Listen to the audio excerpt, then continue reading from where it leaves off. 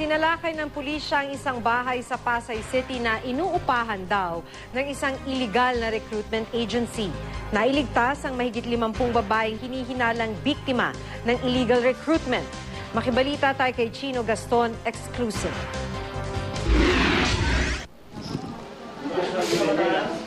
Mahigit 50 babaeng siksikan sa 4 na kwarto at isang sala ang nadatna ng mga tauhan ng CIDG Anti-Transnational Crime Unit sa isang bahay sa Pasay City.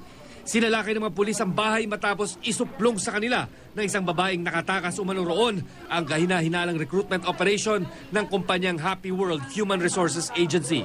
Ayon sa informante, humingi rin daw ng tulong sa kanya ang isa sa mga babae dahil gusto na rin itong tumakas.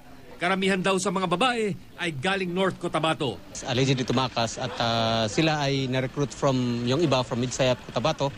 Pumunta rito and then inofera na magtrabaho, papunta sa abroad. And allegedly ang sinabi sa kanya, ito ang maging taon mo. And then nakita daw nung ating complainant na pinapalitan yung passport ng kanyang picture at nag-iba ang kanyang pangalan. So doon na siya nagduda.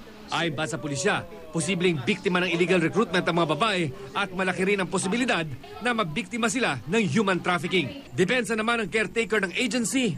As far as I know, we don't have any violation or whatsoever or complaint from any applicant. Kalilipat lang daw nila ng inuubahang bahay kaya ganito ang estado ng tirahan ng mga babae. Tumanggi namang magsalita ang mga babae nang subukan naming kausapin. Matapos masagip, dinala sila sa Camp Crame para sumailalim sa medical legal examination at para rin matukoy kung may menor de edad sa kanila. Chino Gaston, GMA News.